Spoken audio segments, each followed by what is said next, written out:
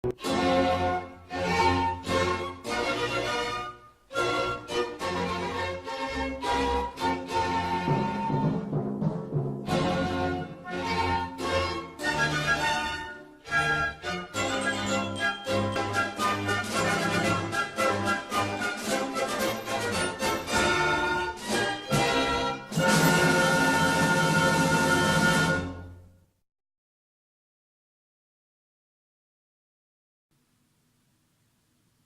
to start a conversation when you have nothing to talk about. Starting a conversation to get to know someone or breaking an awkward silence can be very stressful.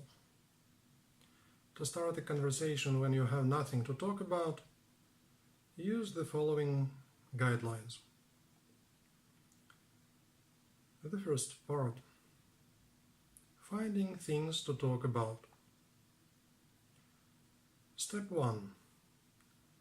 Remark on the location or occasion. Look around and see if there is anything worth pointing out. Examples of location or occasion comments: "This is a gorgeous room." "Such incredible catering." "I love this view." "Great dog."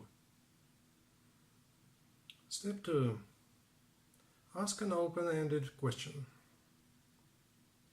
Most people love to talk about themselves. It's your place as the conversation starter to get them going. An open question requires an explanation for an answer, rather than just a simple yes or no. Open questions tend to begin with who, when, why, where, and how, whereas closed questions tend to start with do, have, is, am, are. Closed questions: do you like books?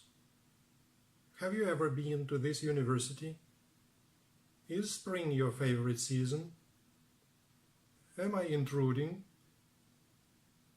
Do you come here often? Open questions: what sort of books do you like? What did you study here at this university? Which is your favorite season? Why? What are you doing right now? Where is your usual watering hole? Step 3. Know how to combine general remarks with open-ended questions. Since either one of these might be awkward or out of place on its own, combine them for maximum effect. For example, "That's a nice handbag. Where did you get it?" This lets the handbag owner talk about the day that they went shopping and all this funny stuff happened, as opposed to "I like your handbag. Thank you. The end." "What an amazing buffet. Which is your favorite dish?"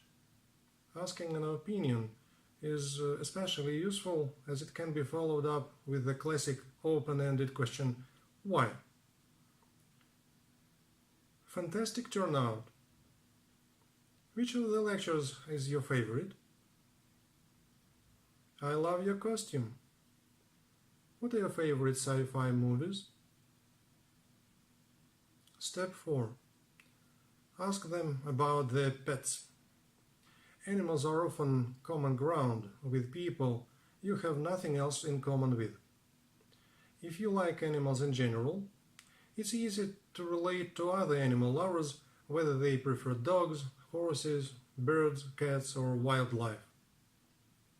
While talking about your own pet might be annoying to some people, asking them about their pets is a great way to get people to open up and start having fun.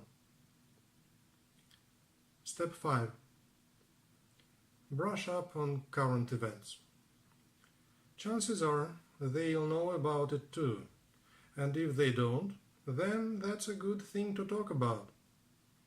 Read or watch the news, and when you are ready to start a conversation with someone, say something like, "Hey, did you hear about that helicopter crash? That was pretty crazy." Step 6. Draw on previous discussions. If you know the person, review a mental list of topics you've discussed previously and continue on one of them. For example, their kid's milestone, one of their projects, or some bad news that they shared with you.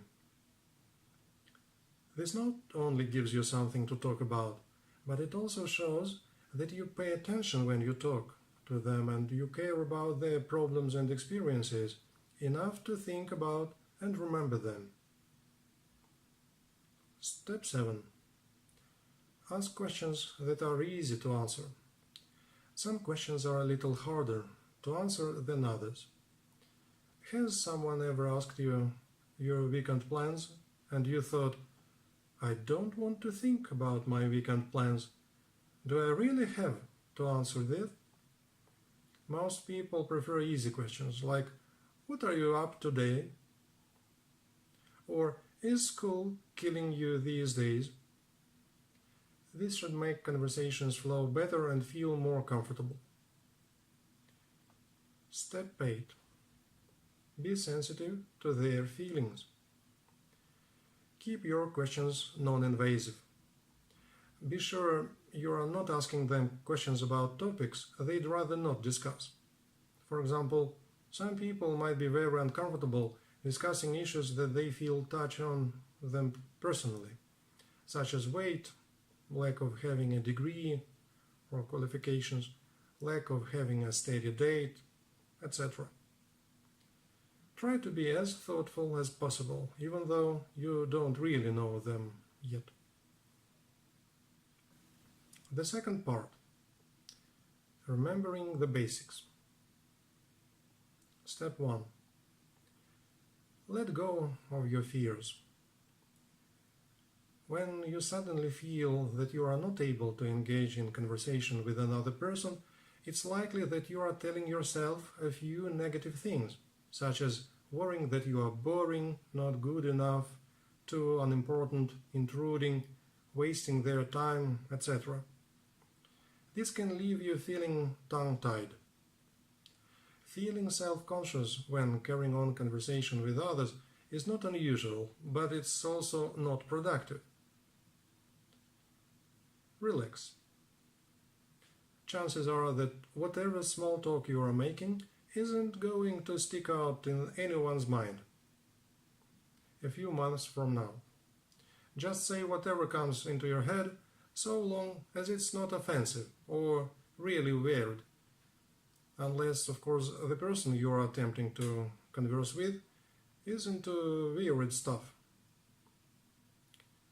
Try to keep in mind that everyone has these self-doubts from time to time, but that is essential to overcome them in order to engage with fellow human beings.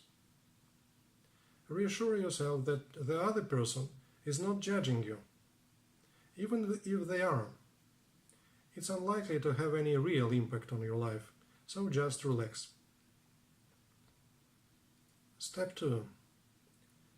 Introduce yourself if necessary. If you don't know the person, breaking the ice is very simple. Look approachable, tell the new person your name, offer your hand to shake, and smile.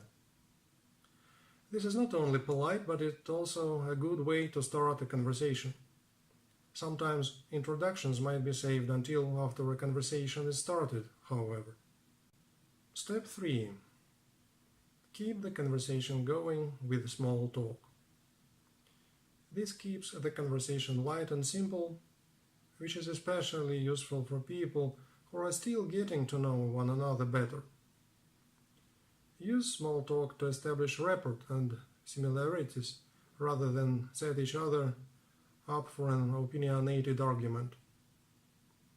Small talk encompasses such topics as your blog or website, the purchase of a new car, house renovations, your kids' artwork prize, vacation plans, your newly planted garden, a good book you've just read, etc. Small talk is not politics, religion, nuclear disarmament or fusion, or criticizing anybody, especially not the host or the event you're both attending. Although talking about the weather is a cliché, if there is something unusual about the weather, you've got a great topic of conversation. Step 4. Synchronize with your conversation partner. Once your partner in conversation has started talking, follow his or her cue to keep the conversation going smoothly. Use active listening to reflect what they are saying and to summarize their possible feelings. Answer questions when they ask. Ask them questions about what they are talking about. Change topics when there is a pause in the conversation, and make sure they get the chance to talk at least as much as you, if not more than you. Step 5. Say the other person's name now and then. Not only does it help you to remember them, but it's a warming sign of respect and will make them feel more comfortable. It shows a more personal approach and makes the conversation feel more real and intimate. Once at every other conversation turn, and at least once per conversation, is a good rule of thumb. Step 6. Give acknowledgement cues. You don't even have to say things a lot of the time. You can nod, say aha and wow, or oh, or sigh, and give short encouraging statements such as "Is that so?" and "Goodness," and "What did you do then?" and "That's amazing," etc. Step 7. Keep your body language open and receptive. Nod in agreement. Make occasional genuine eye contact without staring, and lean in toward the other person. Place your hand on your heart now and then, and even touch them on the upper arm if you're a touchy-feely person. This makes people feel more at ease and leads to more natural conversations. Keep a reasonable bubble of personal space if the person you are talking to is a stranger or someone that you don't know well. Step 8. Stay engaged in the conversation. Stay interested in the other person and focused on them. Keep your curiosity piqued rather than withdrawing back into yourself. This is important for keeping conversation comfortable and finding new ways to continue the conversation. It may even lead you to find openers for future conversations with the same person, as you can ask for an update on some aspect of their life that they are talking about now, if you pay attention the first time around. Step 9. Respond naturally to situations. Smile and laugh when the other person makes a funny comment or a joke. Don't force laughter, as this is a cringe-inducing. Smile and nod instead of smile. Shake your head and look down. Step 10. Practice getting conversations started. You may feel a little clumsy at first, but with practice it can become easy to start good conversations. Every time you are in a situation where you are called upon to converse with others, see it as part of your ongoing practice, and note how you are improving each time that you try it.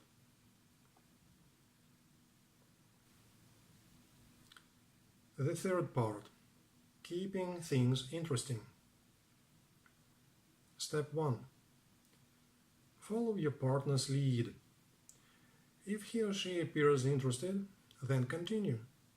If he or she is looking at a clock or watch, or worse, looking for an escape strategy, then you've been going on for too long.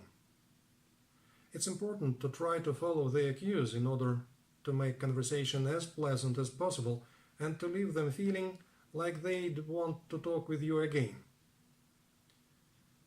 This can sometimes feel like a hard skill to learn, but just practice. It's really the only way to improve. Step 2. Use words of a sensory nature. There are words such as see, imagine, feel, tell, sense, etc., which encourage the other person to keep painting a descriptive picture as part of their conversation. This can make conversations more engaging and will also leave an impact on your conversation partner. For example, where do you see yourself in a year's time? What's your sense of the current stock market fluctuations? How do you feel about the new plans for renovating downtown? Step 3. Maintain the equilibrium. As the person who started the conversation, the responsibility initially rests with you to maintain the momentum.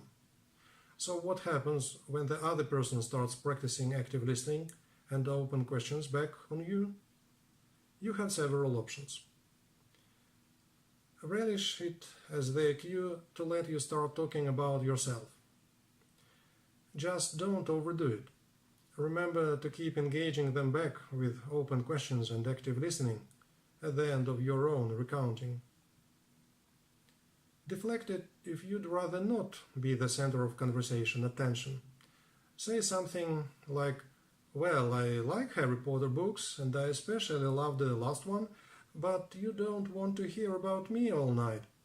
What were your favorite moments in the Harry Potter series? Answer questions with a question. For example, how did you manage to get away so early?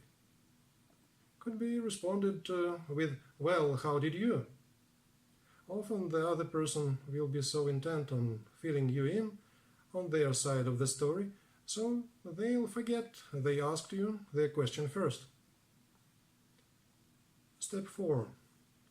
Don't be afraid of pauses. Pauses can be used to change topics, re-energize the conversation, and even to take a short breather.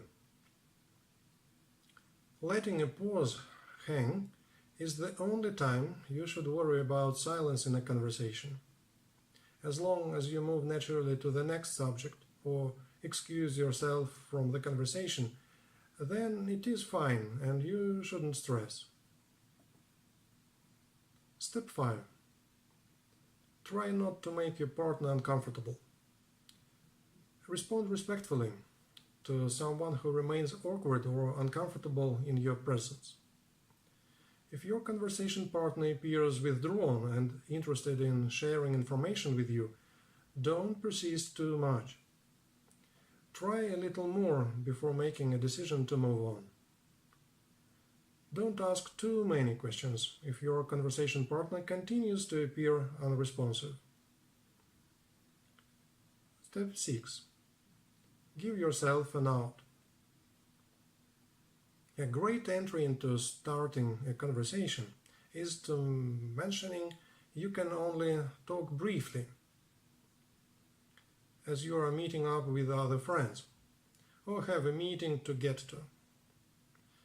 This relieves your partner of a feeling of being trapped or obligated, and gives you both an easy out if things don't progress well. If the conversation does progress well, you can always delay leaving your partner for as long as you like. Remember not to overdo it, because they might think that you don't want to talk to them, but prefer to be with your friends. Just use this trick once or twice.